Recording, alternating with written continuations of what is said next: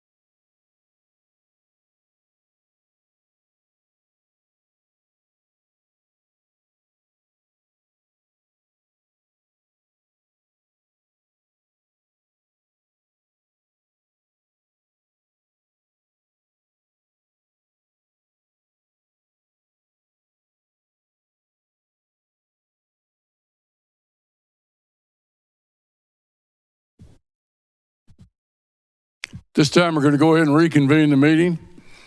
We're going to move straight to item 2A, the invocation. Councilmember Kamali, if you could lead us in the invocation.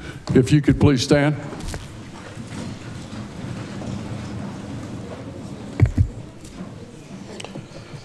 Dear God, as we gather for our city council meeting, we're asking for your guidance and your protection. Please keep our staff safe and healthy, and give the city council members the wisdom to make good decisions. We also want to uplift our amazing first responders, watch over them, give them strength, and guide them in their important work. May this meeting be filled with respect, understanding, and positive outcomes. Continue to guide us along the right path. In your name we pray, amen. Thank you, Sean. This time, I'd like to invite Sam White, is a junior at Clemens High School working toward their Eagle Scout rank in the Boy Scouts of America. Sam, if you, here we go. You lead us in the pledge to the nation's flag and in the pledge to the Texas flag. Yes, sir. I pledge allegiance to the flag of the United States of America and to the republic for which it stands, one nation, under God, indivisible, with liberty and justice for all. Honor the Texas flag. I pledge allegiance to thee, Texas, one state, under God, one and indivisible. Thank you. Good luck on your Eagle Scout. Thank you so much.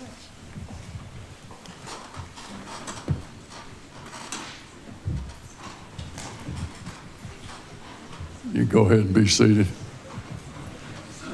At this time, I'm going to call on Herc Meyer and Katie Clayton. Herc is our Director of Public Works. Katie is our Director of Utilities. We have a special recognition for National Public Works Week. And if I could get our Public Works staff to come on down front. Thank you, Mayor and Council.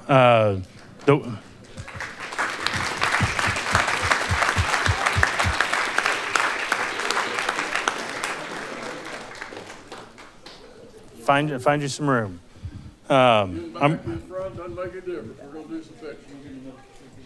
So while we're all assembling for a picture, I just want to go over a few things.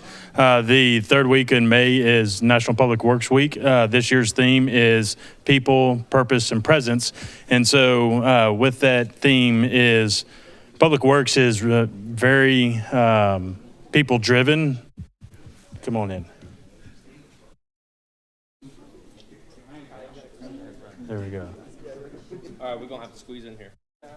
We will. So again, thank you. Like I said, this year's theme is people, purpose, and presence. And so with that is Public Works starts with people and ends with people, whether that's our employees and our staff up here that are working and ends with our residents and our community. And so talking about purposes, our purpose is to provide our residents with a life better than they can imagine. And you want to talk about presence. This past year, this group of guys and gals, we had a hurricane, we had snow, and we kept our roads open during the snow. And we were one of the only cities that did not close our roads due to the tireless effort of this group of great people. So with that, I want to turn it over to Katie for a few words. Sure. I don't know that I have a whole lot to add. I do want to acknowledge that we do have some APWA board members in the room. Brian Butcher represents the American Public Works Association. American Public Works Association. Brian Butcher represents as the president, and then we have Rachel Cook here as well. So thank you to them for leading us. And yeah, this is just a few actually of our 180 plus staff who keep our community running on a daily basis. And I think really, for me, acknowledgement that they touch every aspect of our residents' lives from the moment they wake up and brush their teeth and flush their toilets. We're providing the water that's safe to drink and the toilet, taking care of the waste from the roadways that are safe and able to get our community members from one place to another. They're well maintained. The right-of-ways are mowed and manicured, and everything even to our civic arts program who keeps our community beautiful. So yeah, I appreciate the opportunity to recognize our staff. So these are the men and women when Hurricane Beryl came in and blew down a bunch of trees. They're the ones that cleared the right-of-way. They're the ones that made sure that the inlets were clear so that the water drained out.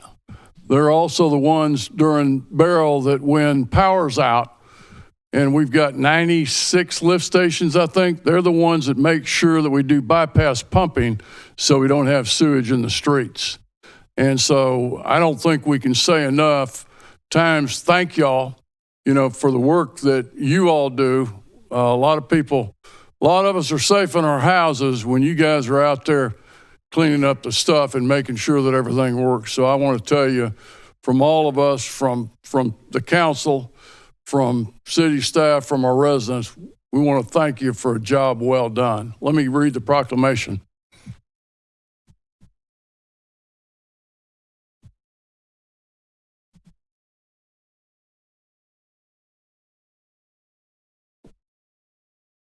Whereas in 1960, the American Public Works Association established National Public Works Week to highlight the vital role public works plays in our daily lives and communities. And whereas public works infrastructure, including streets, roads, bridges, and public transportation, connects our nation and supports commerce, while clean water and sanitation services protect public health and foster economic growth. And whereas the dedicated professionals in public works departments ensure the maintenance and improvement of these essential services, directly impacting the quality of life for all of our residents. And whereas it is in the public interest for citizens, civic leaders, and youth to recognize, support, and develop an understanding of public works and the contributions that you all provide. And it's given on my hand as the mayor. So at this time, let's give them a big round of applause, and I'd ask that you stand.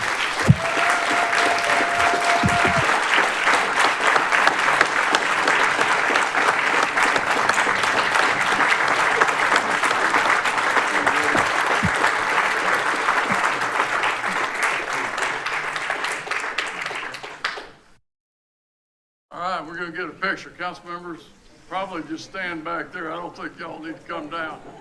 We're going to have to figure it out.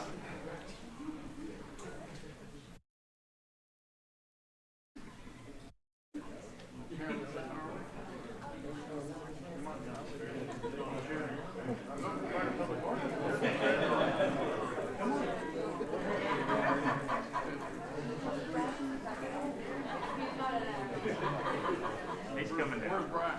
Come on down. Come on, Brian.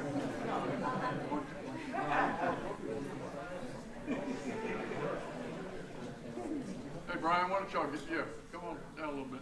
Yeah. Don't be shy. There you go.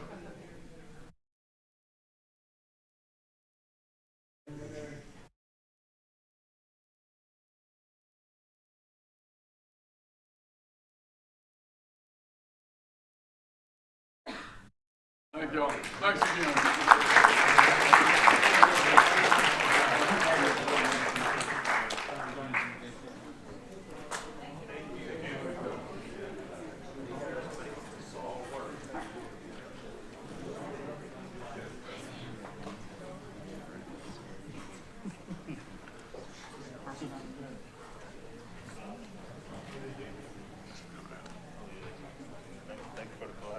Yes, sir.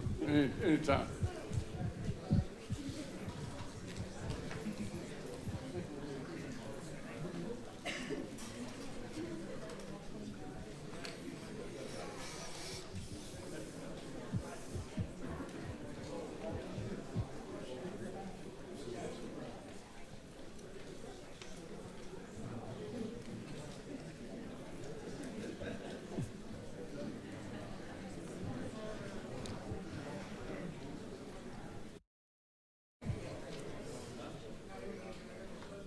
This time we're going to move to our next recognition, which is the Public Service Recognition Week for 2025. And I'm going to ask Chandra Holmes, Courtney Peel and Jasmine Jones to come down. Chandra is our People Experiences Manager. Courtney is our Engagement and Experience Coordinator. And Jasmine is our Health and Wellness Coordinator. Chandra, you want to introduce? Sure. So I'm Chandra, and this is Jasmine and Courtney. I joked that they could have just stayed because this recognition is also a part of Public Service Recognition Week. But the first week in May, we typically honor and recognize all of the employees of the City of Sugar Land for everything that they do to keep the community safe, from admin to PD, engineering, to people and culture. And so it's just a time set aside where we plan a lot of different activities and events just to make sure that they feel supported and that they are well and healthy to go out and serve the community. So with that being said, I'll pass it back over to you, Mayor. Thank you, Chandra. We've got a proclamation. Public Service Recognition Week, May 5th through 9th, 2025. Whereas Public Service Recognition Week is a nationwide celebration dedicated to honoring the countless men and women who serve as public servants, ensuring the well-being and prosperity of our communities. And whereas public service employees are the backbone of our society, working tirelessly to maintain essential services such as road maintenance, park preservation, public safety, community planning, and government administration. And whereas these professionals demonstrate unwavering dedication, professionalism, and commitment to enhancing the quality of life for all of our residents through their hard work and selfless service. And whereas these individuals demonstrate unwavering dedication, professionalism, and commitment to enhancing the quality of life for our residents through their hard work and service. And will council members, why don't we get up here, and then the council members, y'all can just stand, and we'll get Chandra, we can move everybody right down there.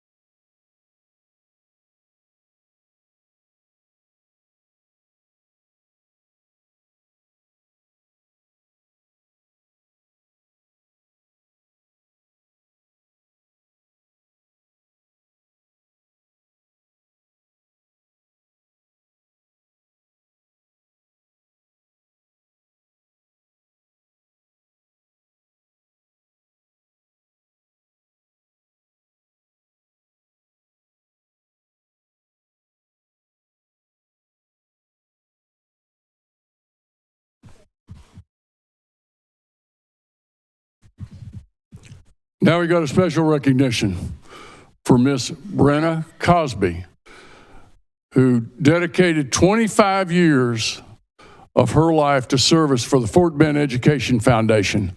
And I'm going to get a little bit of help here from Dr. Halford, Dennis Halford. Dennis, if you'd come down. Brenna, if you'd come down. Scott Johnson, who's Brenna's husband. Brittany Cook, Brenna's daughter. Michael Cook, Brenna's son-in-law. Hannah Cook, Brenna's granddaughter. Ella Cook, Brenna's granddaughter. Thad Smelly, Brenna's son. Lynn Halford. Lynn, you knew I was going to do that. Shafali Javeri, I get that right. Jenna Horak, Beth Johnson, Chrissy Nolan, Hillary Dunn. Dennis? I'll turn it over. All right, thank you so much. Good afternoon. My name is Dennis Halford, and I would like to express my appreciation to Mayor Zimmerman and the council members for allowing me to introduce you and staff members to Brenna Cosby. As a founding member of the Fort Bend Education Board, I want to thank you, Mayor and council members, for your continued planning, your strong sense of community, and all the thoughtful amenities that cater to our residents' needs and preferences. You have continued to keep Sugar Land a destination for commerce and growth. As we began the formative years of an education foundation, we saw several things 35 years ago that you see today that helped to spur the development of a robust and thriving area. Location, infrastructure, and quality of education.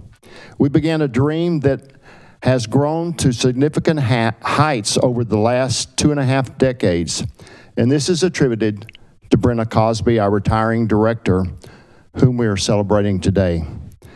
Brenna had her roots with our foundation as a volunteer, and then she took on the task of serving as a gala chair.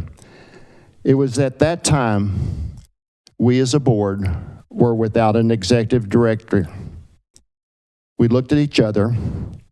We finally opened our eyes to Brenna, who was right in front of us all the time. Could she possibly serve as our director? Thankfully, we were all in agreement, and we've never looked back. In her tenure of 25 years serving as executive director, Brenna has never wavered from her enthusiasm and heart for not just the students of Fort Bend ISD, but also the teachers, staff, and administrators of all the schools across the district. The why is because her avocation and vocation are one and the same. She truly loves what she has done all of these years. Brenna's endeavors led to state and national recognition and awards for our board as being one of the best education foundation boards. And for me personally, loving the grant process, she has been a godsend for me. She removed hurdles from the teachers and the schools by turning an archaic handwritten grant proposal form into a computer-generated form, making it easier for not just grant submission, but more user-friendly for our grant readers. And she's a master at reaching out to other foundations and corporations, writing to them, requesting donations and grants on our behalf.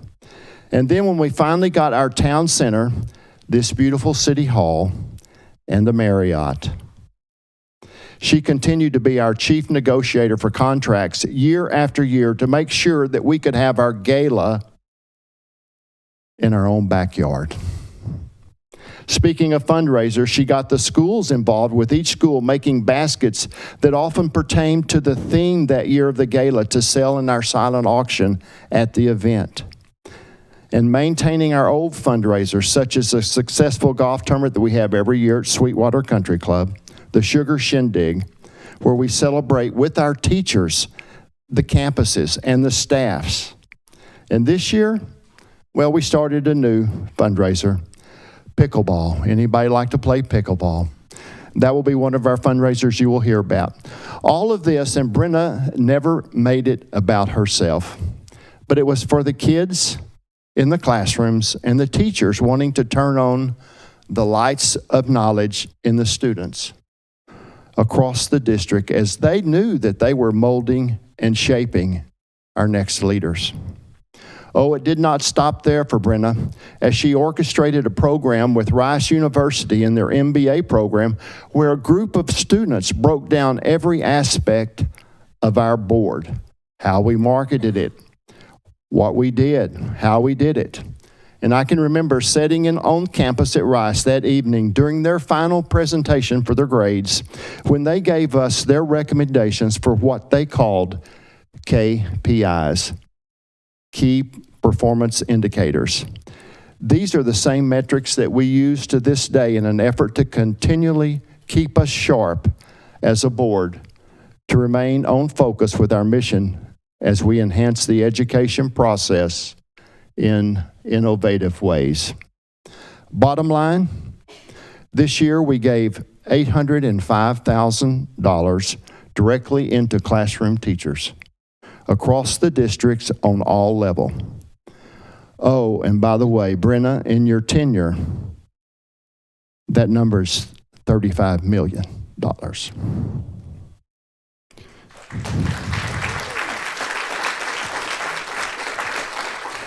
I know it has never been about you, Brenna, but today, Brenna, it's totally about you. And how deserving you are of this proclamation. You have been a vital part of our success. I can't help but thank you for your leadership and guidance as you turned our once upon a time dream into a present day reality. Brenna, this will continue to pay dividends in the development of Sugar Land, making it truly a destination place to live and work. Thank you, Dr. Halford. You know, Brenna, I've had the privilege of working with you these last few years, and I've said often, and we've said in council, so goes the school district, goes the city. As long as we have a great school district and a strong school district, we're going to have a great city. So thank you very much for all you've done. It's been a pleasure to be a part of it. I don't think many of you know, Dennis, I think you and Lynn were some of the founders of the Fort Bend Education Foundation. And it doesn't happen without people, and we say this all the time, and we don't say it enough, from people that we have in our community that give extraordinary amounts of their time to make things happen that benefit the community. And I want to recognize not only you, but Dennis and Lynn, and thank you for your family, because somebody has to give up in order for you to serve, and that's your family. And I think all of us on council know that only too well. So thank you again. We have a proclamation. I can't do it nearly as good as Dennis can. Whereas Brenna Cosby has served with distinction as the Chief Executive Officer of the Fort Bend Education Foundation for 25 years, demonstrating unwavering commitment to advancing educational excellence throughout Fort Bend ISD. And whereas through Ms. Cosby's visionary leadership and tireless advocacy, the foundation has awarded more than $36 million in grants since its inception, with $35 million allocated during her tenure through more than 4,500 grants supporting teacher schools and programs district-wide. And whereas throughout her career, her passion for student success and innovative fundraising efforts have strengthened the foundation's mission, united the community in support of public education, and empowered educators while broadening opportunities for students across the district. Whereas her enduring legacy of service, compassion, and leadership will continue to inspire future generations to advance education with purpose and integrity. Thank you, Brenna.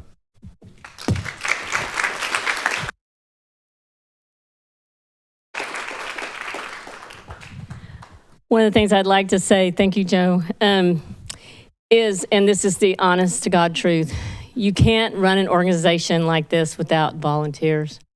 And I have been honored and blessed to serve with not only adult volunteers, but student volunteers throughout Fort Bend ISD during my tenure, and a fabulous staff, and the most multicultural group of people in the world. And everybody made it happen for me, and I just am thankful for each and every one of you. And these people down here are mostly on my board, and this is my incoming executive director.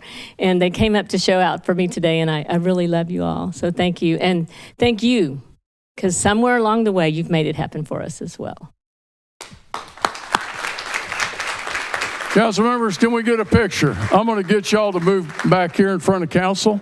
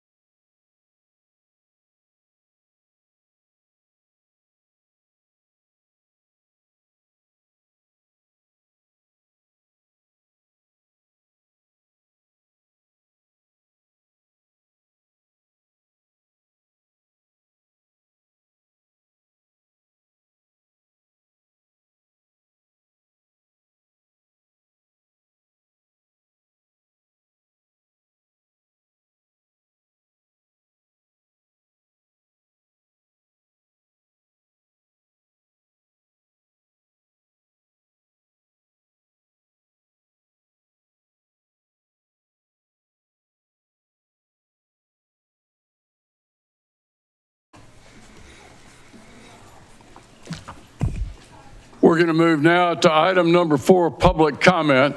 public comment is restricted to any of the active agenda items on our agenda. I'll open it up to public comment.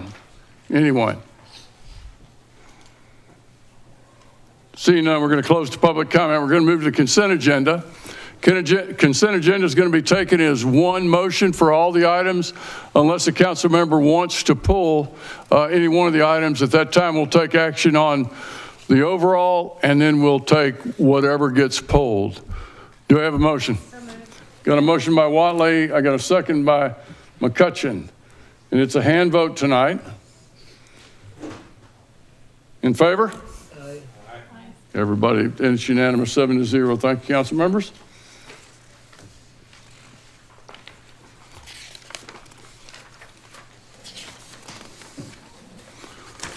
We're going to move now to item number 8, donations, City Council. 8A, consideration of an action on acceptance of monetary donations in the amount of $12,000 for 2025 Lend a Hand Sugarland, and authorization of a budget amendment in the amount of $12,000 to revenue and expenses. We have with us Nicole Guevara, Assistant Director of Neighborhood Services. I'm used to Nicole Solis. I know. Welcome, Nicole. Good evening, Mayor, City Council. Today, I'm here, I'm very excited to present the outcome of our first ever day of volunteering called Lend a Hand Sugarland. So it was April 12th. We had 82 volunteers, 33 city employees, as well as Fort Bend Habitat for Humanity, all come out to help residents throughout the community. Now, what was really amazing about this is that not all 82 of those volunteers were even Sugarland residents. So we had volunteers from Houston, from Katy, from Missouri City, all come out, so that was really impressive. So we did get sponsorships to fund this event, and that went towards our kickoff event, the tools and building materials that were utilized, as well as the consumables like water and masks and gloves and that sort of thing, as well as debris disposal after all of the cleanup was done. So we had 15 residences that were initially selected. While we were cleaning, we had one neighbor come out and say, "Hey, I really need some help. Do y'all mind helping me?" And we said, "Sure." So all in all, it was over 775 volunteer hours all in one day with all of our volunteers. We did over 6 blocks of new address markings. And I feel what's most important about this event is that we built a lot of new friendships and community connections, which are going to be pivotal as we move into our new strategic initiatives. So I want to recognize our event sponsors. Geico Sugarland was our title sponsor. Pierce Built Homes as well.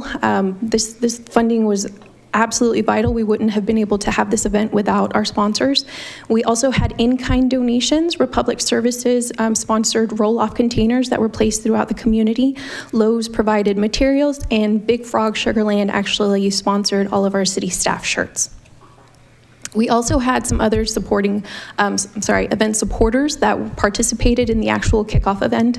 So DJ Sonic is actually a Clements High School student. So she came out and entertained us while we got ready for the event itself. And again, we had a lot of great supporting businesses. We wanted to make sure that that our volunteers were really caffeinated and fed before we sent them off into the community to do good things. So now the fun part, all of our photos.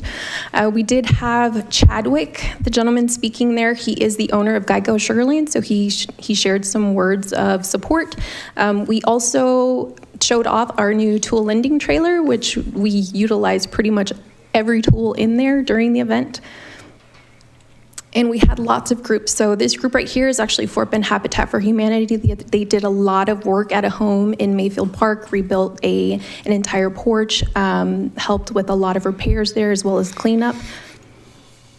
And again, we had 33 city employees who came out and donated their time towards the effort. So there was a lot of really great work that was done. This group is Fire Station 1. The entire station came out to help clean up as well. One thing that we noticed is we had a lot of community members come out and say, hey, what are you doing? How can I participate next year? How can I sign up for help next year?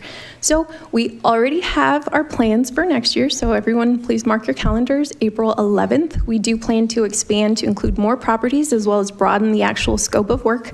And we'll be partnering with a lot more community groups. Because of the timing and Easter coming up, there were some folks who had previous obligations, but that won't be a problem for next year, so we're really excited. And I want to take a quick second just to recognize all of the staff that worked really hard on this event. Juanita Green with our code enforcement group, community engagement, Carly and Carrie. Everyone worked really, really hard, and we're really proud of how this all turned out. So with that, Neighborhood Services and Community Engagement does recommend the acceptance of the sponsorship funding as well as the associated budget amendment. And I'd be happy to answer any questions you may have. Questions? Carol? I just want to congratulate you on such a successful Lend a Hand event, and I'm really excited that it's going to be an annual event. I'd like to make a motion to approve. Got a motion by McCutcheon, second. Was that Kermally? Okay. Before we vote, Nicole, I happened to be there to kind of kick it off. Now, I didn't go on the work cruise. I want everybody to understand I wasn't out there doing the work. We had staff that did that, but it was pretty extraordinary to watch people get organized and to see everybody took charge. I mean, it wasn't just one person. Everybody kind of fit in. It hadn't been, I mean, there weren't tasks that were assigned, I don't think, to people. I think you had crews assigned to the different houses. But it sure seemed to me like everybody came together really quick. You moved out. I'm really proud, Mike. This is the first time it's been organized. I think you all, the city, organized this event to help people, and it couldn't have turned out better. Got a motion, got a second. Hand vote. And it's passes 7-0. Thank you very much. Thank you, Nicole.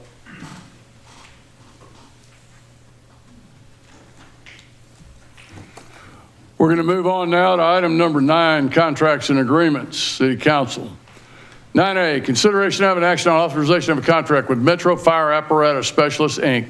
in the amount of $1,173,346 through the Houston-Galveston Area Council Cooperative Purchasing Contract number FS1223 for the purchase of a Spartan S180 Model 3160 pumper fire truck for the fire department. Mark Campisi, Chief of Fire and EMS. Mark.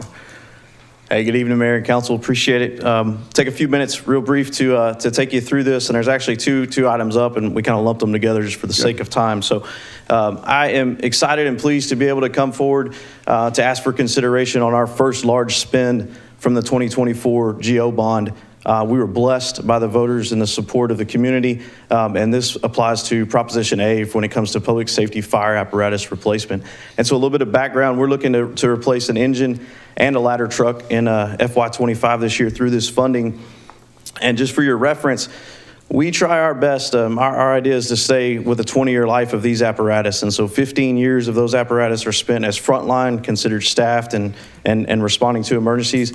And then we try to take them through the rest of their life, that last 5 years, as a reserve apparatus, replacing them with a newer truck, pushing them back. And so the trucks we're replacing tonight are reserve apparatus, or we're asking to replace a reserve, but these new trucks will go into frontline. And so for your reference too, to remember, of the 7 firehouses, we're staffing 5 of them with engines and 2 of them with ladder trucks. And so just a little reference for you. This Spartan S180 pumper, this is a picture of a very, very like kind apparatus. This is from Metro Fire Apparatus Specialists there in South Houston. And our goal is to purchase a pumper so that we can push Reserve Engine 3 out. Reserve Engine 3 is a 2005 Spartan pumper, and it is at the end of its life. And so it's at 20 years, and even if it had a little bit of life left in it, parts for a 20-year-old fire truck are hard to come by nowadays, and they're just really, really expensive. And so that's a truck from Ennis Fire Department, same type and kind, just painted a little darker red with Sugar Land branding all over it. And so, because as a firefighter, I love to look at pictures, I figured you guys would like to see an engineered drawing of this truck too. And so this is the exact engineered drawing for us. And so 1.5 $6.173346 with an estimated delivery of December of 2025. And so that's big. There's a lot of things going on in the fire apparatus world right now, and custom ordering a new truck takes about 4 to 5 years on one of these pumpers. And so this is a stock truck that's available, was kind of already in queue and already engineered. We were able to make some changes to it to make it Sugar Land ready for us. And so that's where we're at as far as the pumper goes. And so the first one, this is the recommendation for y'all's consideration to purchase this through Spartan through HGAC contract. Any questions? Question. Do I have a motion? You got a motion by Watley, second by Kermally. Hand vote. And it passes 7-0. Thank you, council members. Item number 9B, consideration of an action on authorization of a contract with Siddons Martin Emergency Group LLC in the amount of $2,096,592 through the Houston Galveston Area Council Cooperative Purchasing Contract number FS1223 for the purchase of a Pierce Enforcer Ascendant 107-foot aerial ladder for the fire department. Mark. They just keep getting bigger and a little more costly. This is, again, a replacement of Reserve Ladder 1.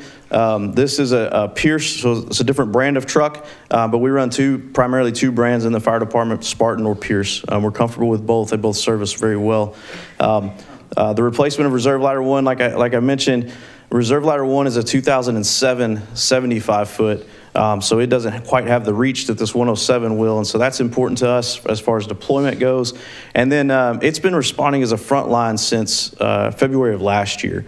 Ladder 4, February last year, had some mechanical issues. Fire trucks don't do well when they catch on fire, and so we've had to push this reserve up and run them front line for a number of months. And so here we are. It's front line, but it's excessive downtime a lot due to mechanical issues. So not quite to that 20-year, but it's definitely at the end of its life. And so, like I showed you with the pumper, here's the engineered drawing of that. A truck to look at, you'd be very familiar with. And the picture before was a demo truck that's identical to what we're buying, just different color with different branding. A little over $2 million, estimated delivery time of February 26. We're also taking advantage of an opportunity to get a stock vehicle that we've been able to engineer some changes to. But again, new ladder trucks, custom ladder trucks are a 4-year lead time. And so this fits our needs and does us very, very well. So there's no reason not to jump on a stock truck like this. So to the recommendation for y'all's consideration, the same type of purchase. Any questions? Questions? Suzanne. What station is this going to? This ladder truck should go into Station 7, and then the ladder truck that's at 7's will go into Reserve. Okay, so just, 7's Greatwood. no, New Territory. New Territory, I'm sorry. Sorry. Yeah, I know my stations. Yes. Yeah, you do know your I station. know my station. And the engine is going to Station 6 to Greatwood. You just answered my question. Thank you. ma'am. Motion to approve. Got a motion by Watley, second by McCutcheon. Hand vote. And it's 7-0 vote. Thank you, council members. Thank y'all so much. Thanks, Mark. Item number 9C, consideration of an action on authorization of amendment number 1 to amended and restated development agreement with Pulte Homes of Texas LP. We have with us Lisa Kusich-Meyer, Director of Planning and Development Services, and Katie Clayton, our Director of Utilities. Lisa. Good evening, Council. I'm going to kick this off. So I do have a combined presentation for you this evening. Item C and D are very interrelated, so I'm going to cover them both in one presentation. All right. Yes. Okay. So if you may recall, back at the end of 2023, you all, City Council, approved a development agreement with Pulte Homes of Texas. It was for proposed development and now development that is fully underway, approximately 960 acres for community, excuse me, in the city's ETJ. So there to the right is a layout of the general land uses that are proposed for the development. So it's a mix of single family, residential, as well as Del Webb residential 55 plus lots. So approximately 2,300 homes will be developed in that development. It also includes a 60 acre tract on the north side of 2759 that'll be for flex and commercial uses. Access to the development will be off of FM 762 in this area right here. So this is generally north or south of the Great Wood and Terra Plantation developments. So earlier this year, Pulte, the developer, reached out to the city. They were working through a process of defining and finalizing their development, and from a standpoint of the theme and some of the other services to the development. And they expressed a desire to modify some of the building finish terms that are part of the existing agreement, really to respond to the market and trends that they were seeing in home construction. Additionally, they were interested in opportunities for some flexibility to start housing construction, kind of out of sequence of how we typically do the platting process. And so they were interested in some ability to start housing construction to get a jump on the housing market. Also,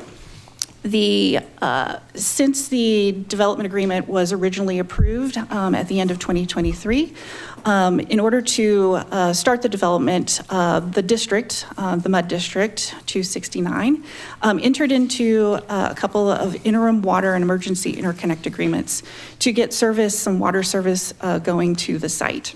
So in light of some of those changes and requests, there was a need to do some clarification and modifications to the terms of the existing development agreement and utility services agreement. So I'm just going to run through both for both agreements. So for the development agreement, some of the amended terms include adding provisions to allow some of that flexibility for the timing of platting and then the timing of housing constructions for a few of the sections so that the development can get started. Likewise, as I mentioned, some of the building finish materials in order to kind of be responsive to what folks are wanting in terms of building materials, building finishes in the market these days, modifying the list of acceptable finish materials, and then how that would be applied within the development, some of the percentages.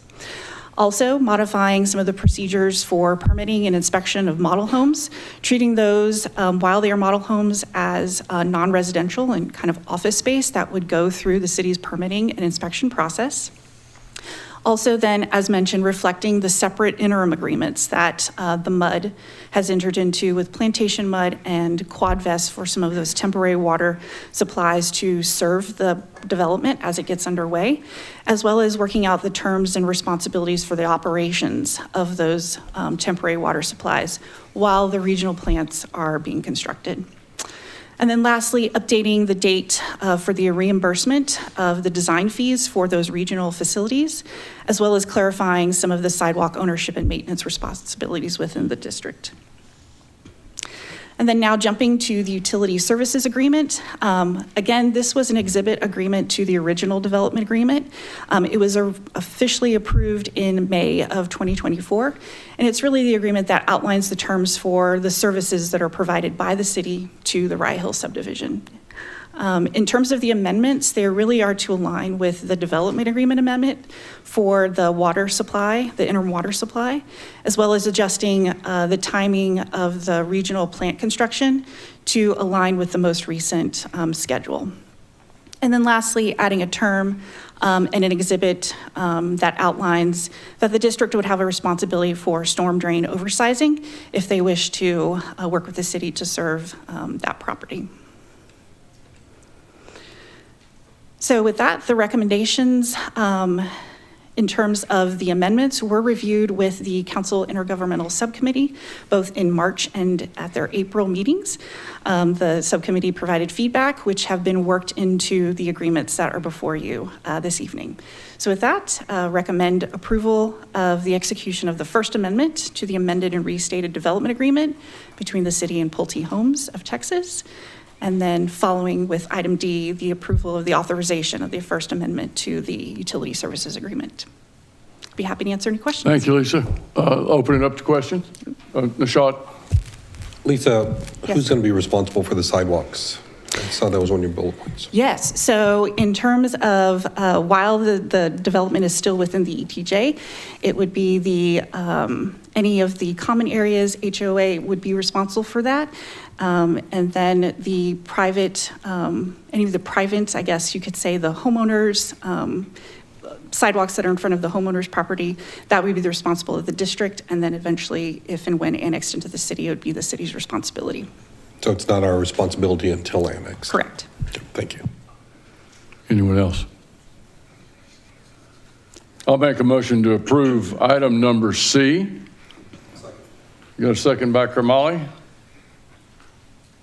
Any other questions? Hand vote? And it passes 7-0. At least I would say on both these items, so the committee had substantial comments.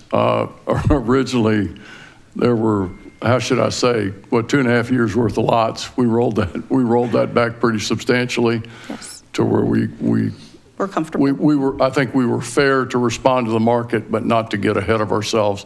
Same thing, I think what we did with regard to the finishes, it was if the buyer demanded that kind of a finish, then we were okay with it. Otherwise, we defaulted to the original agreement. Right, in terms of the percentages and how they were applied. And, if the market bears something different, that could be something that could be revisited at a later date. Right.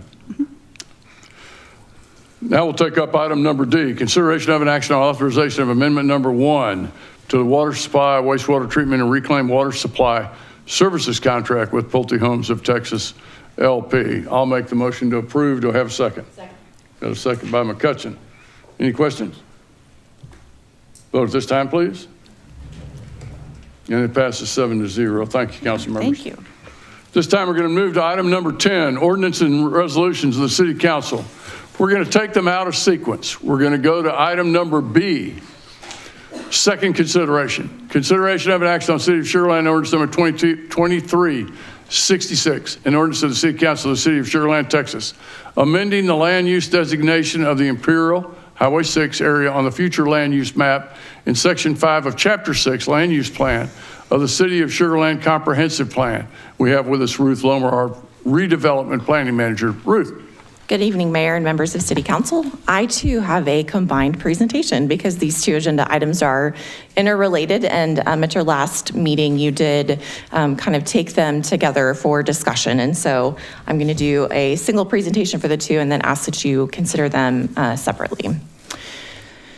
All right, so tonight, the purpose of this agenda item is to essentially allow compact residential uses, and that is going to take place through the amendment of the land use plan, the future land use map specifically, so that's ordinance 2366, and then a new general development plan for Imperial Highway 6 Tract H, and that is ordinance 2368.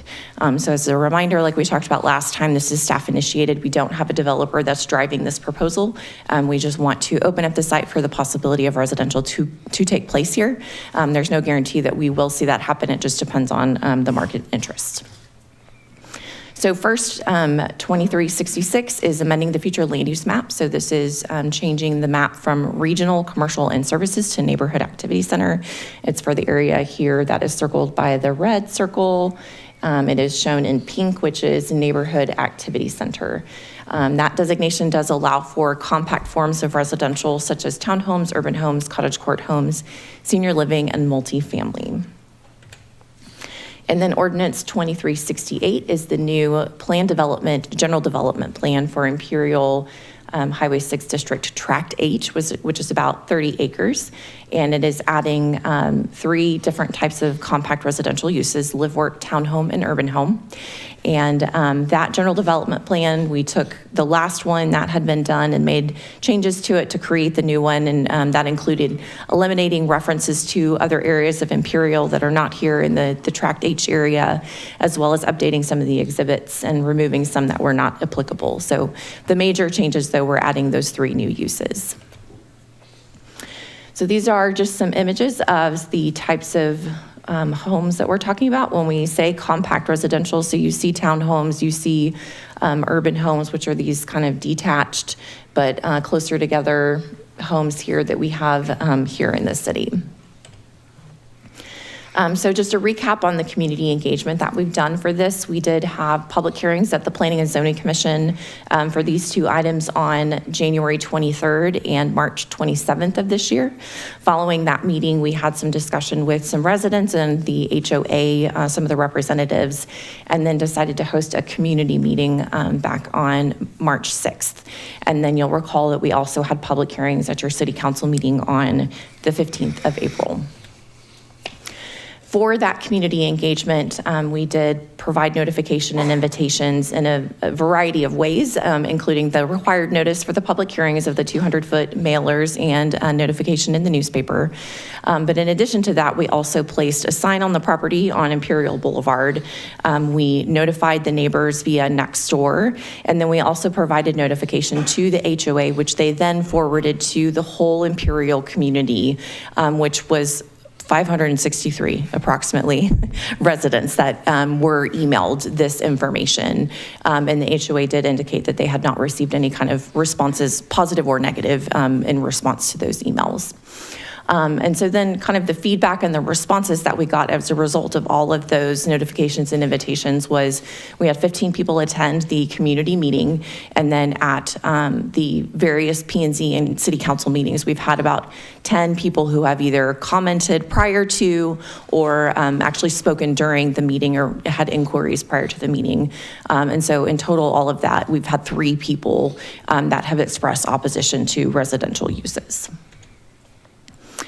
So at the city council meeting on April 15th, we did have one speaker that spoke with concerns about residential and just the perceived limited community engagement. Council's discussion largely kind of focused on those comments, and ultimately city council approved both of these ordinances in a 5-to-1 vote. And so we are here back in front of you tonight recommending approval on second reading for ordinance 2366 to amend the future land use map, and then ordinance number 2368 adopting a PD general development plan for Imperial Highway 6 district. And so I'm happy to answer any questions. Any questions? Going to take item B first, Sugar Land ordinance number 2366. I'll make a motion to approve. Got Watley as a second. If you'll vote at this time, please. And it passes 7-0. Thank you, council members. Now we'll take up item A. Item A, second consideration. Consideration of an action on City of Sugar Land ordinance number 2368. An ordinance of the City Council of the City of Sugar Land, Texas, providing for a change of zoning of approximately 30 acres of land located east of Highway 6 between Imperial Boulevard and Crown Garden Trail from Planned Development District General Development Plan to Planned Development District General Development Plan, Imperial Highway 6. Ruth, you've already done the presentation. I'll make the motion to approve. Do we have a second? Second. Got a second by Lane. Questions? I have a question. Suzanne? Ruth, thank you. And just to clarify, we did hear back from Kim Weiss, who's the HOA representative. Yes. And all of this was sent to 563 homeowners. Right. And thank you for acknowledging that, Mr. Goodrich. We did have everyone look at this, and so the feedback was small, but they were all pretty much in favor of what we were doing. And I asked for a lot of feedback on the uses for retail because people want retail in that area. My question is, did you take out any retail? Because it seems like we took out some of the retail, or is this the original retail with just some amendments? I asked for one amendment. I know that was made. I made the change, yes, that you had requested, but there were no other changes since the first reading. Okay, because I think everybody I spoke to was happy with what you did, so thank you very much. Great. I've got a motion and I've got a second. Hand vote at this time, please. All in favor? And it passes 6-0. Thank you, Ruth. Thank you. At this time, we're going to hold a joint meeting, and I'll ask our esteemed Planning and Zoning Commission members to join on the dais, please. On the front. Yeah, there you go, Ruth.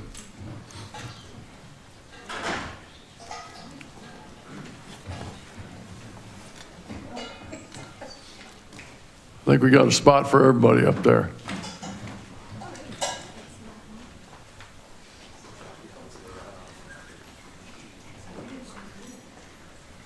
Taylor, you got a spot up there? Yeah. You're the vice chair. Yeah, you're the chair.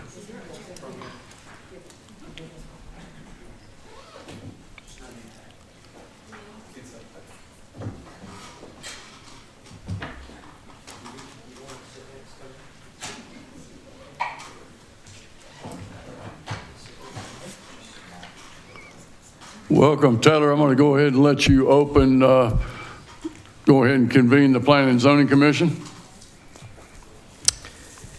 I now call to order the May 6th meeting of the Sugar Land Planning and Zoning Commission. Thank you. Having had the meeting called to order, we'll now move to item number 11A, public hearing. Receiving here all persons desiring to be heard on the proposed redevelopment concept plan for Lake Point Green, approximately 52 acres in the Lake Point Redevelopment District located on Creek Bend Drive between Floor Daniel Drive and Lake Point Parkway. And we have with us Ruth Lomer, our development planning manager. Ruth. All right, hello again. So we are here tonight to do a joint public hearing. This is our first here, I think, in Sugar Land for the Lake Point Green redevelopment concept plan. So just a little bit of background to get us started here. As you'll recall, the Lake Point Redevelopment District was created and this property was rezoned to that new LPR district in December of 2023. That zoning district does set the standards for development and processes for this area. It allows for a mix of uses and focuses on the pedestrian experience. It includes provisions for new house scale type options to support a greater mix of lifestyles. So includes housing types such as townhomes, urban homes, live work, duplex, and multiplex. It also establishes the requirements for a redevelopment concept plan to be approved by City Council prior to any other development steps taking place within the property. So the redevelopment concept plan is intended to provide a mechanism for the Commission, Council, the public to review complex and phased projects within the Lake Point Redevelopment District. It allows the Commission and Council to evaluate the development's relationship with the surrounding area and ensure negative impacts are minimized. It also enables the Commission and Council to evaluate the location of proposed uses, connectivity, and the location of public spaces. And then finally, it enables the Commission and Council and the applicant to ensure that it is in compliance with the housing mix requirement. Do I need to pause? Are we good? The screens are not on. We'll have to turn the chairs so Okay. Okay, very good. All right, so the development code does establish some approval criteria for looking at redevelopment concept plans. And so there are 4 approval criteria. The first is looking at consistency with the terms and conditions of any prior approvals that are not proposed to change as a result of the proposal.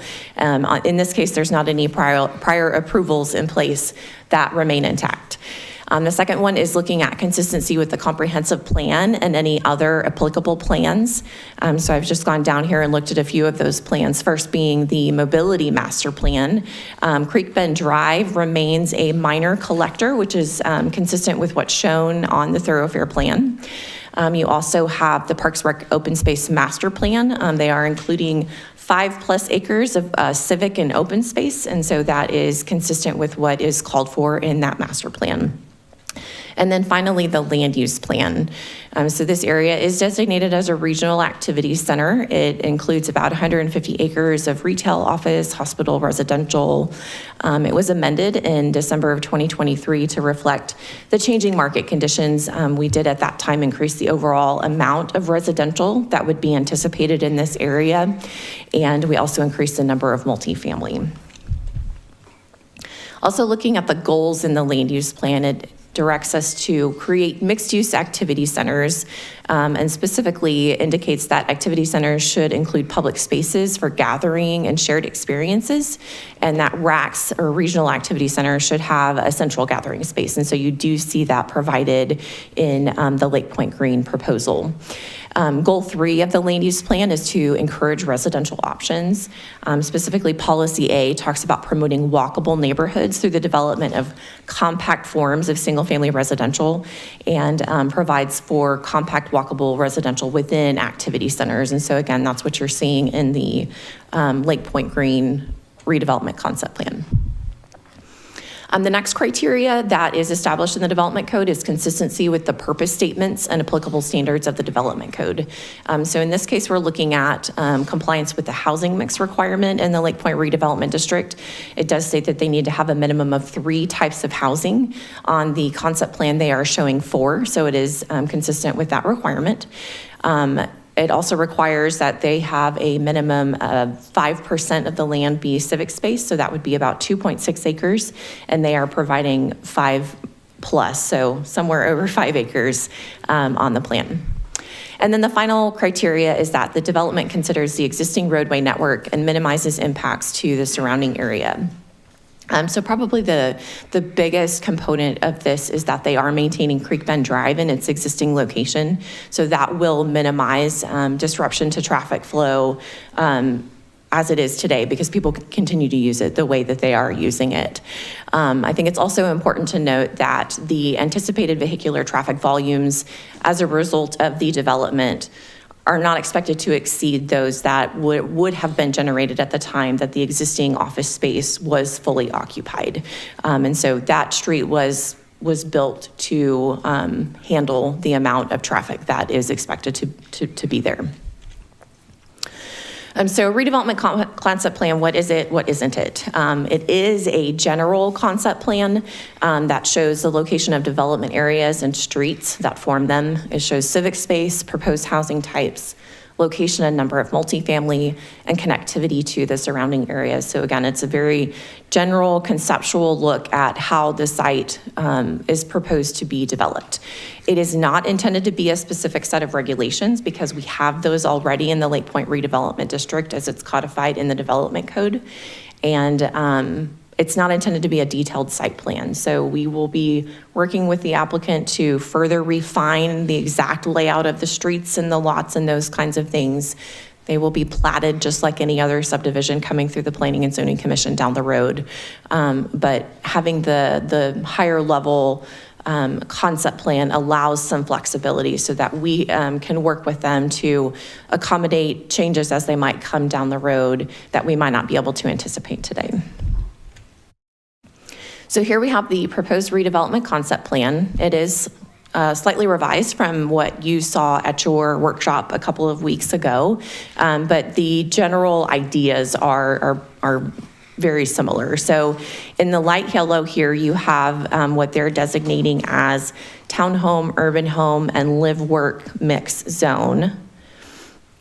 And then you have the orange area is multifamily and or townhome, urban home, live work zone. So they haven't necessarily identified specifically where the multifamily would be located, but they're showing it's going to be located within this area somewhere, and would be up to the 720 units to be consistent with the land use plan.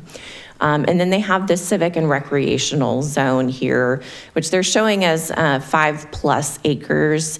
It is likely going to be more than that. It's probably more in the 7 to 8 range, but they don't know the exact number yet. And so just made it that 5+ to make sure that we covered any roads that get carved out of that or anything like that.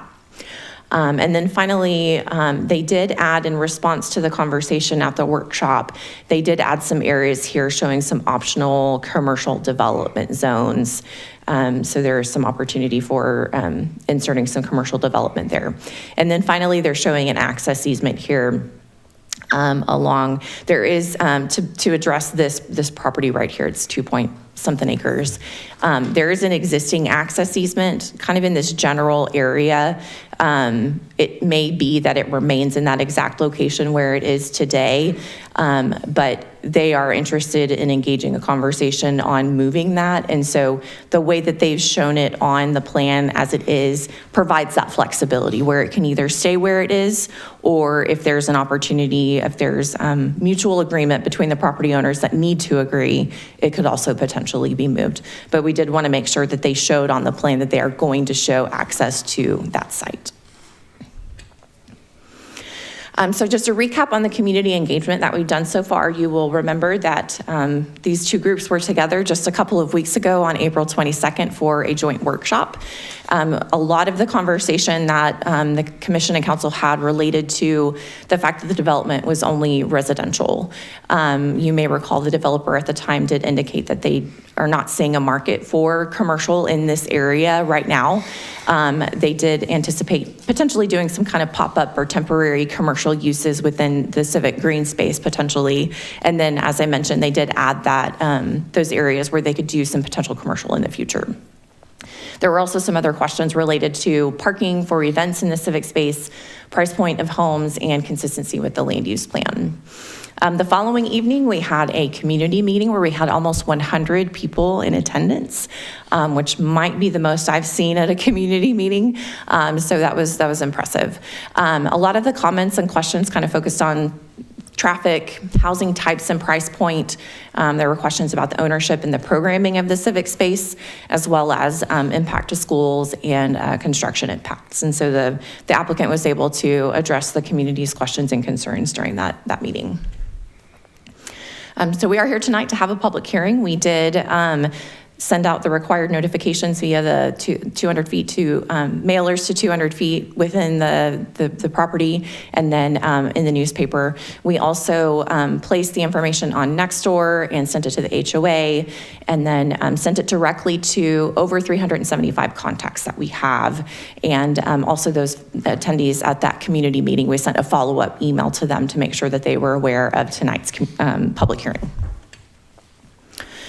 So after the public hearing, our next steps will be, the next step is the public hearing tonight. And then we had originally anticipated doing the Planning and Zoning Commission action tonight, but we will not be doing that. We will be doing that next Monday, the 12th instead, and then taking it to City Council for action on the following day.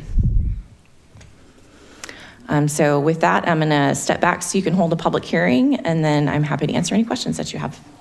Thank you, Ruth. Thank you. At this time, we're going to open the public hearing.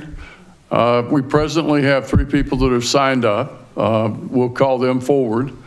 Anybody else that wants to speak is welcome to do so. And you can just get with our city secretary, and she'll be happy to get you signed up and get you in front of the podium. Mayor, if I may, I apologize. I meant to mention that the developer is here and does have a presentation for you. So if you, his slides are up next. Well, let's wait to do the public hearing until after his presentation, so that can be part of it. Well, yeah, his is kind of part of the presentation. You can open it and then he can do his presentation. You can call Okay, we'll go ahead and open the public hearing then, and we'll go ahead and have the developer make his presentation.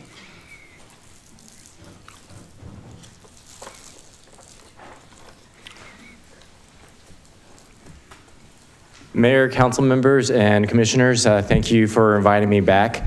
Since we last had our workshop, Sugar Land has now been named by Livability as the #3 best city to live in the whole country, actually. So congratulations to all of y'all. And guess what? They named that education was one of the key factors that made this.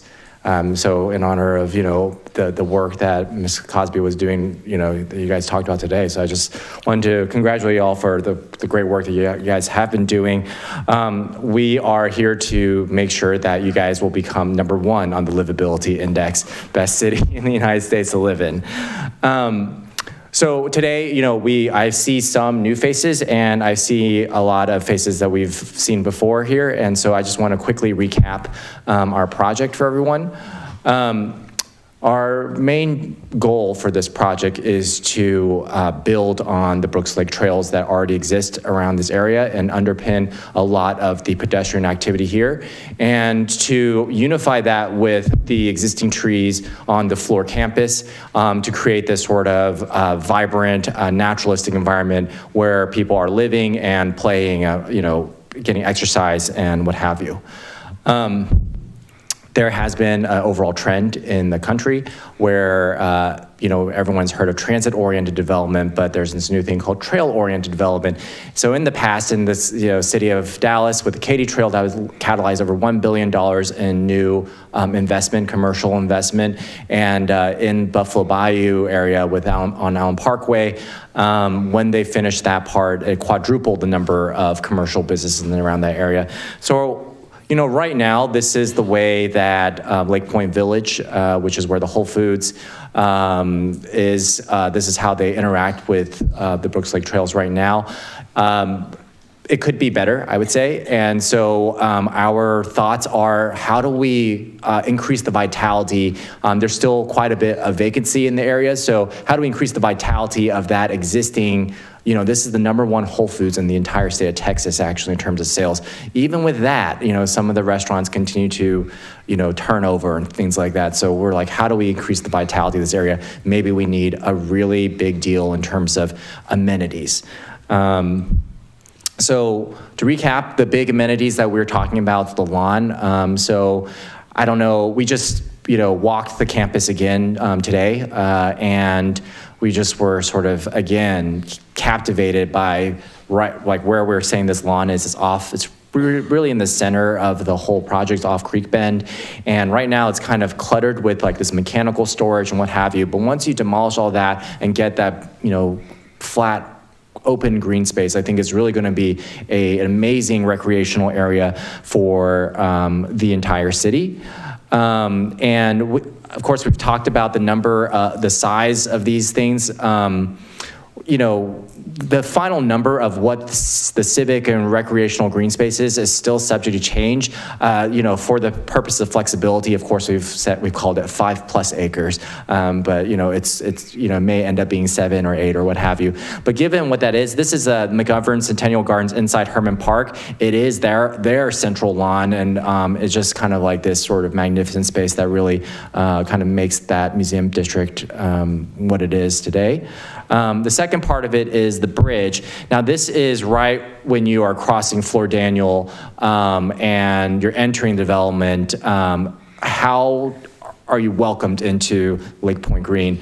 And so we were inspired by these esplanades that we see around Rice Village. And this was actually named the prettiest street in Houston. So we think we can actually create something quite similar by preserving those trees and getting a more kind of vibrant green surface, like a lawn and a mini lawn, I guess, compared to the other one. So we heard the community's feedback. We think that we heard you loud and clear about the desire for flexibility with respect to retail-like activities, although we're not necessarily committing to building commercial spaces and everything that requires, but we understand that there's the desire to see that kind of public activity, commercial activity. And secondly is to, some of the comments were about how do we get the multifamily in a way that is perhaps reserving the waterfronts for more single-family uses. So this was the previous plan that we showed at the previous workshop. We've revised that to pull the multifamily away from the water a little bit.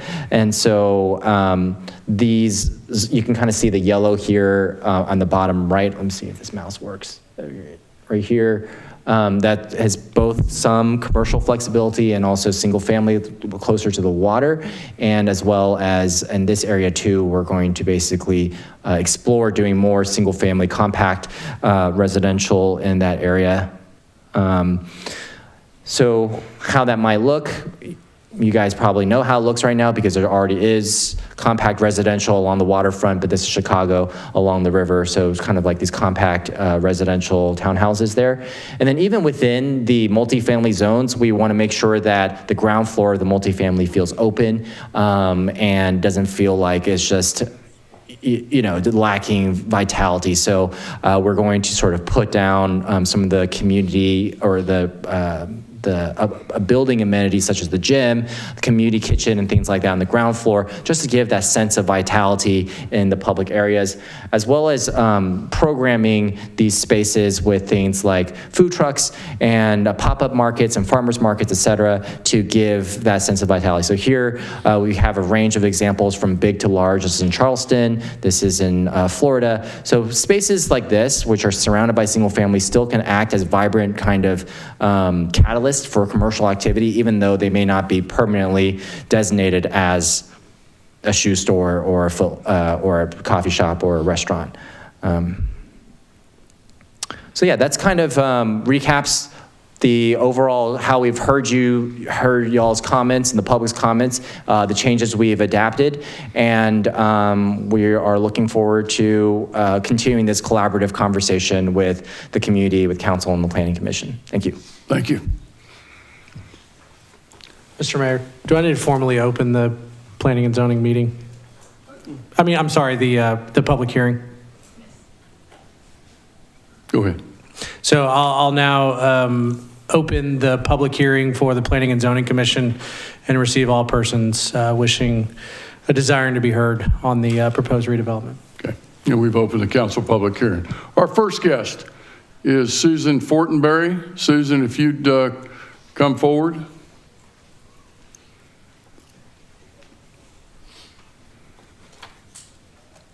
Welcome. Good evening, P&Z Board, Mayor, City Council. Thanks for the opportunity to speak. I'm really thrilled that the developer of the proposed Lake Point Green project plans to keep Creek Bend Drive intact and plans to save so many of the mature trees on the property. I hope that there will be a lot of mixed use, including boutique, retail, or live-work units on the ground floors of the multi-floor buildings. Sugar Land needs more fine dining and more opportunities to draw in tourists, and I hope those type of activities. Hello, am I not close? Do I need to start over? Thank you. I hate speaking in public, if you can't tell. Gosh. I'm concerned about the number of multifamily rental units included in this proposal. I don't think that the Fort Bend ISD schools in the heart of Sugar Land can accommodate a huge influx of students. I don't want our very highly rated neighborhood zone public schools to lose their excellent ratings. We are number 3 in places to live, and a lot of that's based on our schools. So please don't urbanize Sugar Land out of suburbanism. Keep Sugar Land a sweet suburb. One population that's not been included in this proposed project are seniors, senior citizens. One or more of the areas planned for the large rental apartment buildings could be housing designed for senior living. The age restrictions would remove the possibility of overcrowding the neighborhood schools. One type of housing that's not currently found in the heart of Sugar Land is age-in-place single-family, single-story homes. These could be smaller one-story owner-occupied single homes designated for senior living with wider doorways, wheelchair-accessible kitchens and bathrooms, etc. Community garden spaces could be included, as many seniors want to garden but no longer need their large suburban yard. Building that type of home in Sugar Land, in the heart of Sugar Land, would allow seniors who no longer want their large 2-story family homes to move out, but to continue to live in Sugar Land without having to move into senior living rental apartments. Many seniors don't want to rent and don't want shared walls, elevators, or balconies. Young families could move into those larger neighborhood homes. Please consider the wants and needs of the current citizens of Sugar Land, not only the people that you want to move into the new buildings. Please include the wants and needs 20 seconds. Please include the wants and needs of the current senior citizens of Sugar Land in this project of multifamily rental units which are not age restricted. Thank you for your time. Thank you. Our next guest is Jared Jameson. Jared.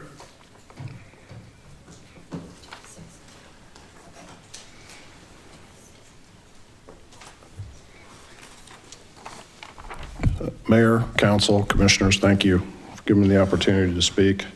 Jared Jameson, I live at 1358 Lake Point, and when I wake up in the morning, I look out my window and look through the trees and look at Brooks Lake and look right at Fleur.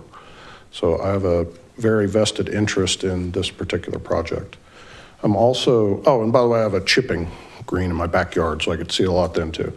I'm also the president of Lake Point HOA, and I have a very important member up here who lives in my neighborhood, and I've spoken to many of the residents that live in the community, and I'm also the chairman of the Business Partnership and a business coalition, which is about public policy that promotes economic development. And economic development clearly is important because I didn't realize it cost $2 million for a fire truck. So we need to make sure we make good decisions about this property and about Imperial and others too. So I just want to say I'm fully in support of this project. I didn't know anything about Lovett or Mr. Liu. I've studied it a lot and looked at it. Clearly, he's the type of developer that we want in Sugar Land. If you look at his projects that he's done in Houston, with his experience, he's done mixed-use developments. He's built the types of land uses that I think make sense for this site. He's the type of developer we want. And I think council, planning and zoning need to be careful about turning away quality developers. We've already turned away one quality developer, in my opinion. If we turn away another, we may not like who we end up with. So we need to be careful when we consider this decision.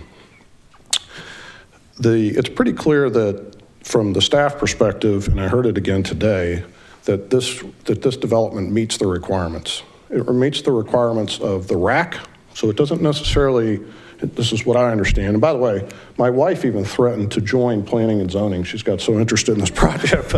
So if you need a member, we can talk. But look, it seems to meet the RAC. I heard Devin state that the expectation was that this would be a residential development, so that's what we're seeing. Council, I believe, needs to be careful. I understand it would be great to have a Lululemon and a Starbucks and everything else, but market forces need to drive what the development looks like. That's what's most important. The developer's been clear that they're willing to pivot. They've been accommodating. They said it again today, that if the opportunity presents itself to build retail or commercial, that they're willing to do it. And I think we should take them for their word.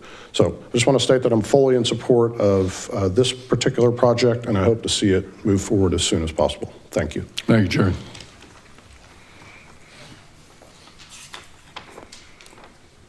Our next guest is Kyle Stanley. Kyle.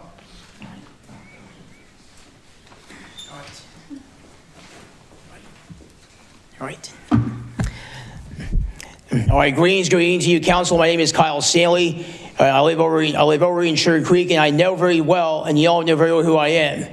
I've also been looked at this project very well, and I know for a fact that this development appears to be of good quality. I know for one, Lovett is a very well-respected developer, for the most part, the kind of developer that this city needs to attract if we are going to move forward as a city.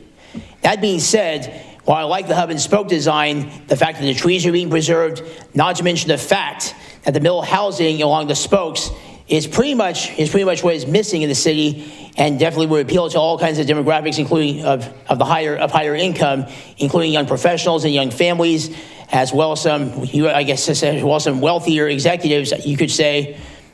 One thing that seems kind of underwhelming is the fact that they're kind of lowballing this as far as the commercial aspect.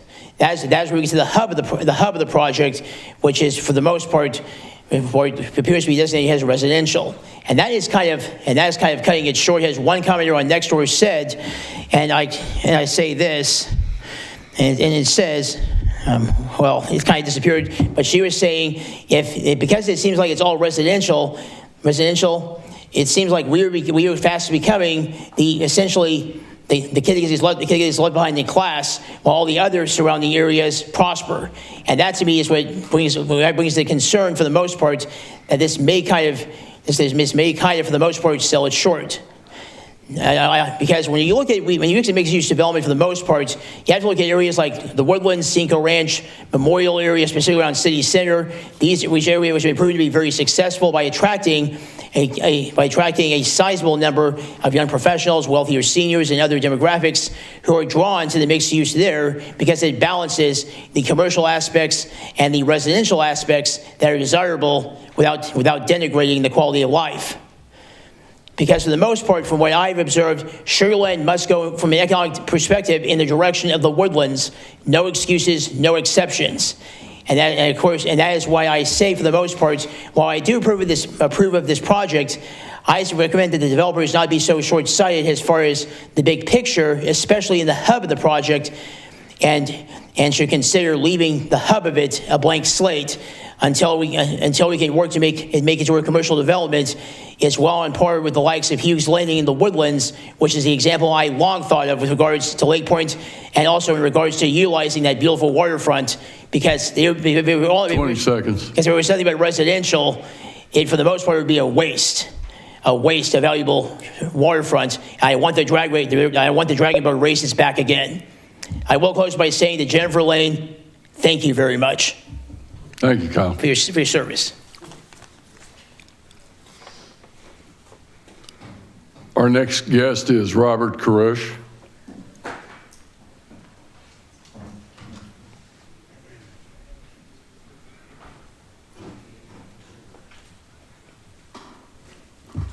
Good evening. My name is Robert Crush. I live at 2230 Upland Park Drive, Sugar Land, Texas. Good evening, Mayor, Council, Commissioners. It's been a busy week, I'm sure, for all of you. My spiel tonight is looking at the plans and having the debate about retail. Retail doesn't really interest me. What I think we need to do is, many of you have aspirations to bring younger people to Sugar Land. As we know, I think our median age was said to be 53 years old sometime last year. We are an aging city. So my aspect is we either need to be happy with being a retirement city or we need to do something. And to do something is to look at the way technology can be implemented into Lake Point. What I'm kind of speaking about is, get some reason for people to congregate 3D printer queues, print prototypes, a little bit of knowledge, libraries, things of that nature. There's more that can be added to that when you get into robotics. You get the medical, you get the Elon Musk putting stuff in our heads so paraplegics can function again, things of that nature.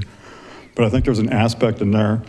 And the other thing is the sentimental part of it, preserve some of the history that was there. Also look for ways to integrate technology into energy aspects. We can install batteries instead of power plants maybe and try to trade power. Maybe that would make people happy, I don't know. But there's different aspects that can be implemented in and they can be hidden. You won't know they're there. And it kind of is an opportunity to lead in that aspect of it.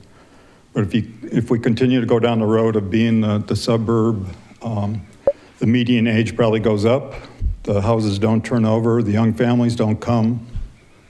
That's fine. A lot of people are happy with that. But if you want to preserve your history, you want to be around 100 years from now, you need some young people employed in some career-oriented technology type jobs, I think, in today's economy. Either that or we need to open a manufacturing plant. I don't know. Thank you. Thank you, Robert. Is there anyone else that would like to speak on this particular issue? This time we're going to go ahead and close the public hearing for the City Council. And we'll close the public hearing for the Planning and Zoning Commission. Why don't we start, Mr. Chairman, why don't you start with Planning and Zoning members' questions? Any comments from the members of the commission? Start with Commissioner Hallbrook. Commissioner Patel? Commissioner Dawu? Commissioner Parikh? Commissioner Smith?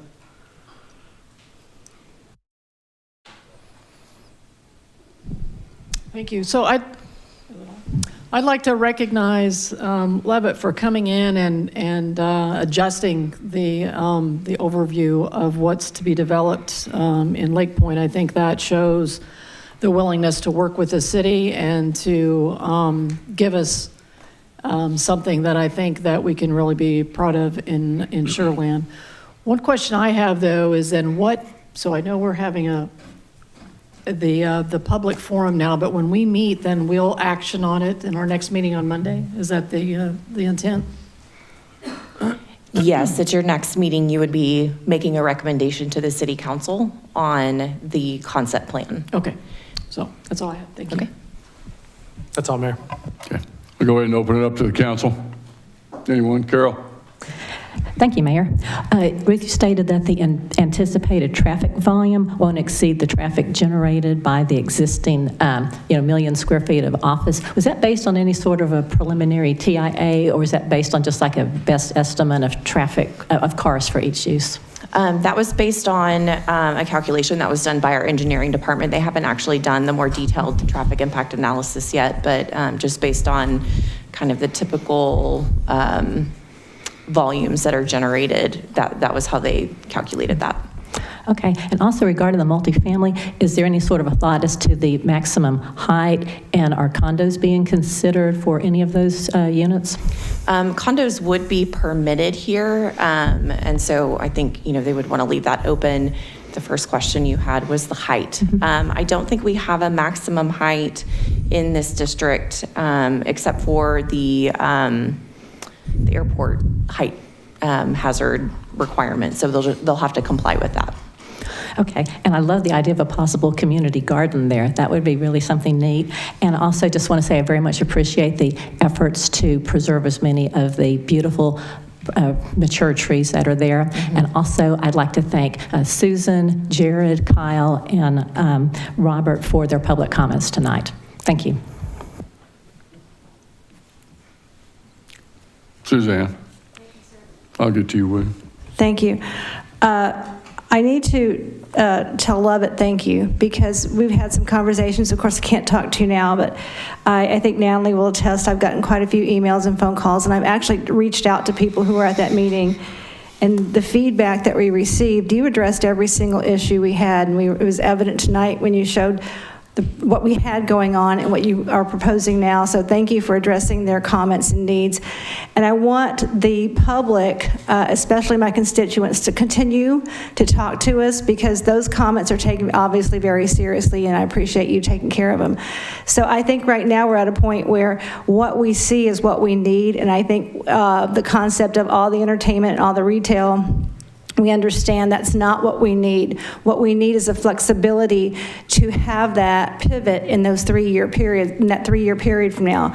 And you've left room for that. So that's huge. I'm not sure every developer is able to do that, but you've done that.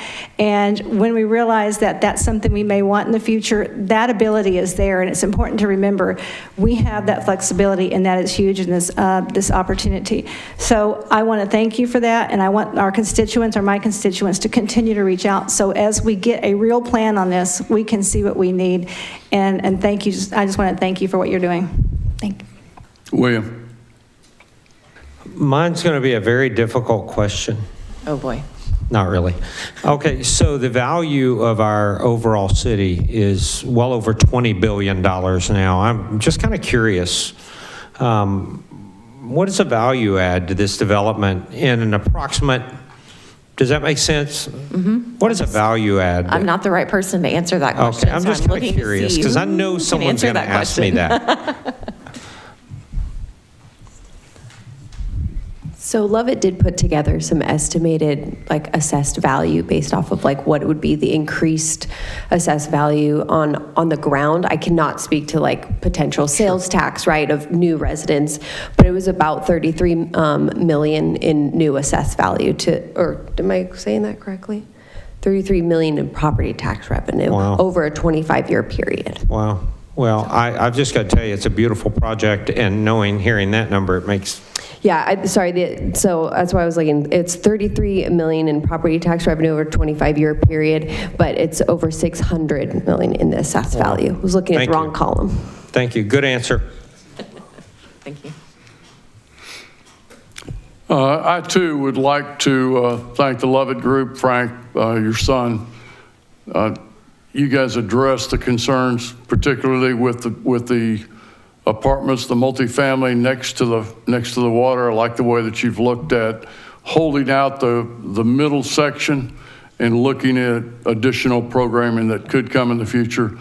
I've seen the product that you built, much like Jared. Actually, Jared and Jennifer, Suzanne and Brad and Nancy and I all live in Lake Point. So we are residents. I don't back up to the water like Jared does. I back up to Lake Point Parkway.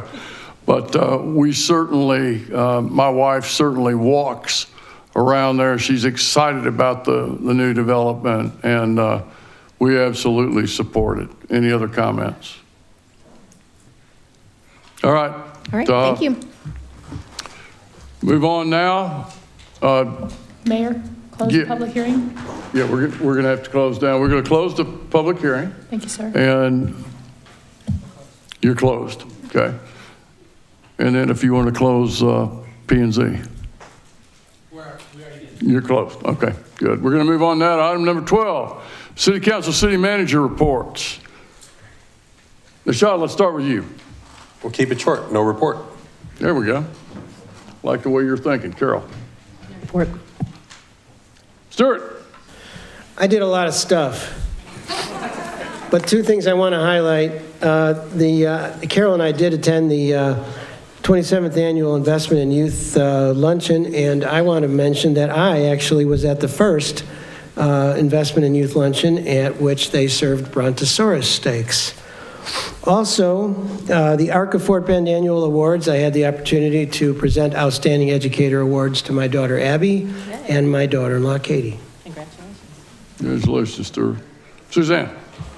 Thank you. I actually have some things. The mayor and I attended the TML spring meeting in Kemah last weekend, Friday and Saturday, and we learned what's going on in our legislation. And I think it's really important we talk about what's going on in our legislation and how it affects our city, because there are some bills that are going to either make us really happy or really sad. So I want to thank our legislative task force and everybody who serves on it for their work in the legislation to get those things, either advocate for or against it for our city.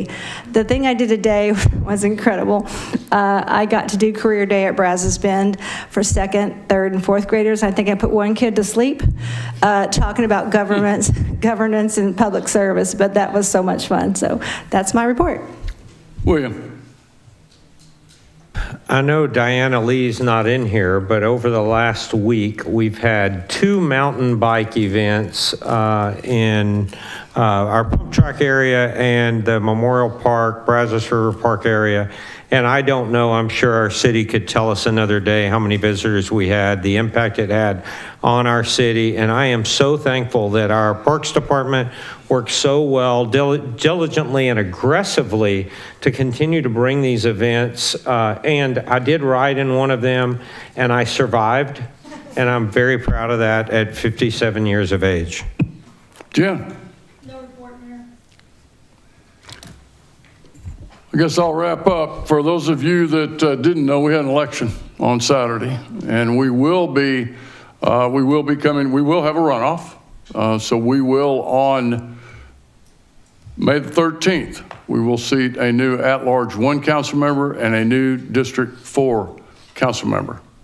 So at that point in time, I hope you'll attend. I hope you'll be there for that. We will have we'll have a runoff for the mayor. We'll have a runoff for at-large 2 is the one that we're going to seat. And at-large 1, we'll have a runoff, and District 2 will have a runoff. So thank you all. We are adjourned at 3 minutes after 7.